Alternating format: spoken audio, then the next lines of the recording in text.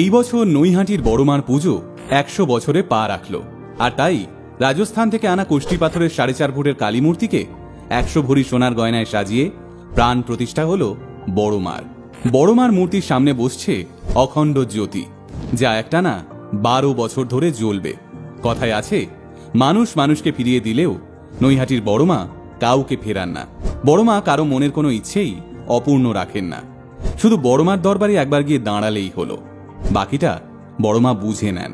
আর তাই 21 ফুট উচ্চতা বিশিষ্ট সোনার গয়নায় সাজানো বড়মাকে একবার সামনে থেকে দেখার জন্য কালীপুজোর সময় দেশ বিদেশ থেকে মানুষেরা এসে ভিড় জমান নৈহাটির বড়মার মন্দিরে।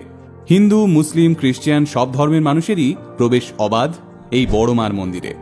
আর তাই বড়মার পুজোর মূল মন্ত্র হল ধর্ম যার যার, বড়মা সবার। কিন্তু এখন থেকে বড়মাকে দেখবার জন্য আর কালীপুজোর অপেক্ষা করতে হবে না আপনাকে। এখন নৈহাটির বড়মার মন্দিরে বছরের যে কোনো সময় গেলেই আপনি দেখতে পাবেন কালো কোষ্টি পাথরের 4.5 ফুটের বড়মার মূর্তি, যে মূর্তিকে 100 ভরি সোনার গয়না দিয়ে সাজানো হয়েছে। আর বড়মাকে একবার দর্শনের পর আপনার মন প্রাণ ভরে যেতে বাধ্য। নৈহাটি স্টেশন থেকে পশ্চিম দিকে ঋষি অরবিন্দ রোড ধরে গঙ্গার দিকে কিছুটা এগিয়ে গেলেই বড়মার পুজো। যেহেতু এই বছর বড়মার পুজো 100 বছরে পা রাখল, সেজন্য এই বছর বড়মার পুজোর জাঁকজমক যে দেখার মতো হবে একথা বলার অপেক্ষা রাখে না। আর তাই কালী পুজোর আগের দিন রাত থেকেই পুজো দেওয়ার জন্য খুলে দেওয়া হবে মন্দিরের কাউন্টার। যারা পুজো দিতে চান তারা যেন 11 নভেম্বর রাতেই পুজো দিয়ে দেন, সেই আর্জি জানিয়েছেন মন্দির কর্তৃপক্ষ। বড়মার এই পুজো শুরু হওয়ার পেছনেও রয়েছে একটা গল্প। শোনা যায় বহু বছর আগে ভবেশ চক্রবর্তী নামের এক ব্যক্তি এবং তার বন্ধুরা মিলে একবার রাস উৎসবের সময় নবদ্বীপ গিয়েছিলেন। সেখানে গিয়ে রাধা গোবিন্দের বিশাল বিশাল সব মূর্তি দেখে ভবেশ চক্রবর্তী চোখে ভেসে ওঠে স্বয়ং মা কালীর মূর্তি। তাই নৈহাটিতে নিজের বাড়িতে ফিরেই ভবেশ চক্রবর্তী একটি বড় কালী মূর্তি বানানোর কাজ শুরু করে দেন। মা কালীর এত বিরাট উচ্চতার মূর্তি বাংলায় আর কোথাও না থাকার ফলে ভবেশ চক্রবর্তীর বানানো এই কালী মূর্তি বড়মা নামে পরিচিতি পায়। শুনলে অবাক হবেন, বড়মার কোষ্টি পাথরের এই মূর্তি প্রতিষ্ঠার জন্য তিথি এবং নক্ষত্র মেনে করা হয়েছে মন্দিরের শুদ্ধিকরণ। এমনকি গীতা পাঠ, মহামৃত্যুঞ্জয় পাঠ এবং হোমযজ্ঞ সবটাই হয়েছে নিয়ম মেনে। এবং এই গোটা বিষয়টিতে যুক্ত ছিলেন দেশের তাবর তাবর পুরোহিতরা। আর তার সাথে বড়মার মন্দিরের পুরোহিতরা তো ছিলেনই। কোজাগরি লক্ষ্মী পুজোর দিন বড়মার প্রাণ প্রতিষ্ঠা করার পর হয়েছে চক্ষুদানও।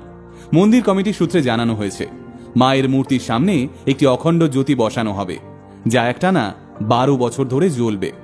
প্রায় 4000 থেকে 5000 কিলো ভোগ রান্না করা হয় বড়মার পুজোতে, এবং এই পুজোর সমস্ত রান্নাটাই করা হয় গাওয়া ঘিতে।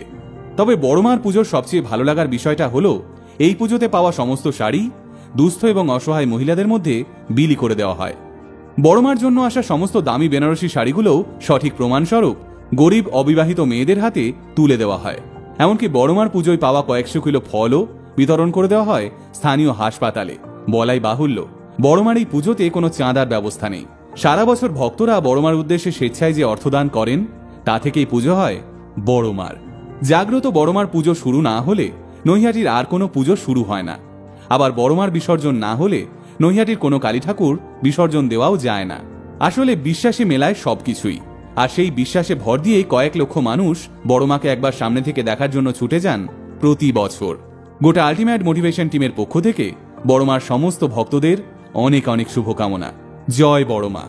এমন আরো ইন্টারেস্টিং ভিডিও দেখতে আজই ফলো করুন আমাদের পেজ আলটিমেট মোটিভেশন। আমাদের একমাত্র YouTube channel ultimate motivation official subscribe করতে ভুলবেন না কিন্তু। আলটিমেট মোটিভেশন, বাংলায় মোটিভেশন, বাঙালির মোটিভেশন।